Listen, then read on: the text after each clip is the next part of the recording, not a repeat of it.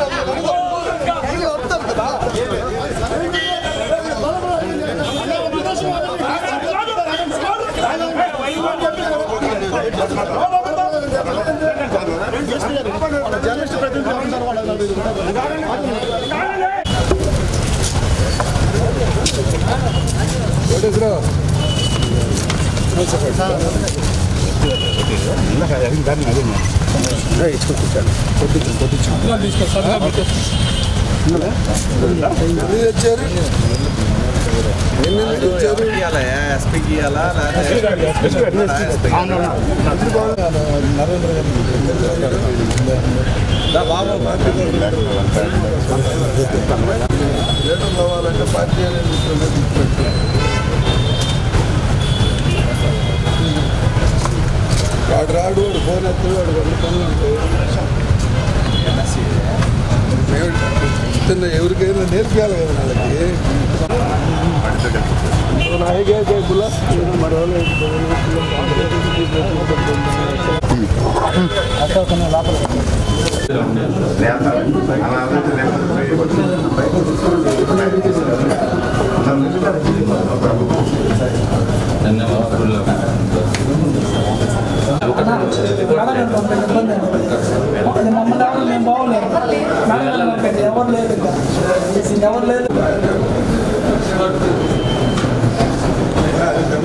మాట్లాడు ఫండమెంటల్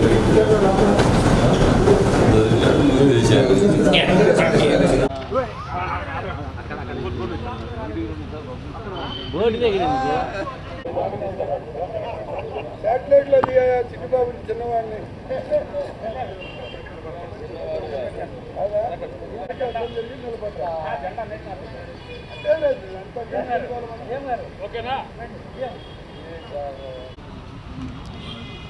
ఈరోజు journalist union ఆధ్వర్యంలో ఏపీడబ్ల్యూజే ఆధ్వర్యంలో ఈ రాష్ట్రంలో పత్రికల మీద జరుగుతూ ఉన్న దాడులను ఖండిస్తూ ఎస్పీని కలిసి రిప్రజెంటేషన్ ఇవ్వడం జరిగింది.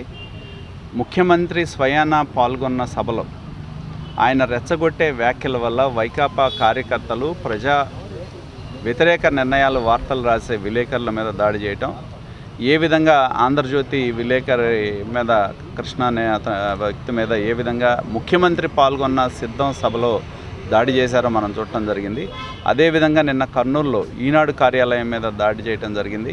అలాగే ఈ పట్టణంలో కూడా మరి ఆంధ్రజ్యోతికి సంబంధించిన ఫోటోగ్రాఫర్ మీద దాడి చేసిన నేపథ్యం, అలాగే మన పక్కనున్న నర్సరావుపేటలో ఏదైతే ఇసుక తవ్వకాల గురించి, అక్రమ తవ్వకాల గురించి మరి పరమేశ్వర అనే ఫోటోగ్రాఫర్ వెళ్తే అతని మీద దాడి చేయటం కానీ, ఇవన్నీ కూడా రాష్ట్రంలో ఉన్న అధికారంలో ఉన్న ముఖ్యమంత్రి దగ్గర నుండి అధికార పార్టీ నాయకులు తమ యొక్క ప్రాభవాన్ని కోల్పోతూ ఉన్నారు.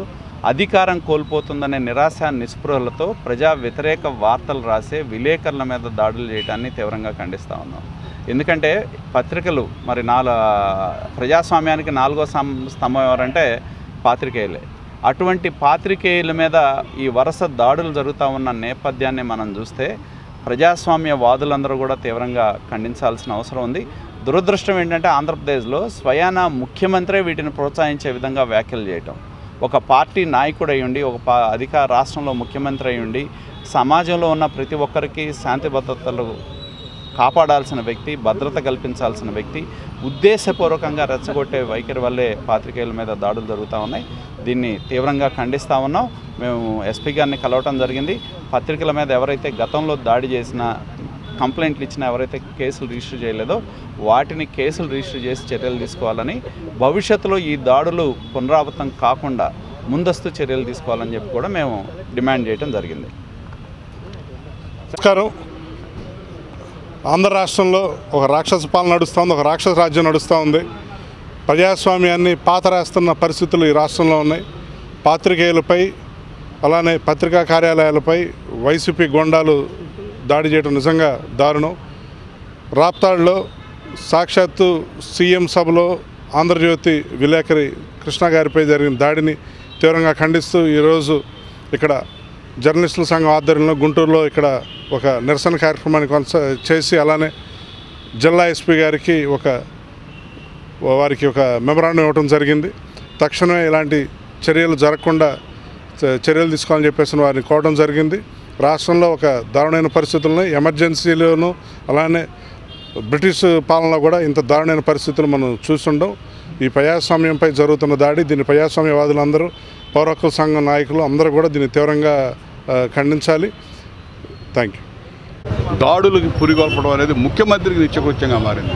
పనికి మాలిన ముఖ్యమంత్రి. ఎందుకంటే ఇతనికి సొంత మీడియా ఉంది, అది గుర్తుపెట్టుకోవాలి. మీడియా, పత్రికా విలేకరుల సోదరులు కూడా అందరూ కూడా గుర్తుపెట్టుకోండి. గతంలో ఇప్పుడు ఇటువంటి విపత్కర పరిస్థితులు లేవు, ఇటువంటి దుర్మార్గమైన పరిస్థితులు లేవు. ముఖ్యమంత్రికి మీడియా ఉంది, సొంత మీడియా సాక్షి మీడియా.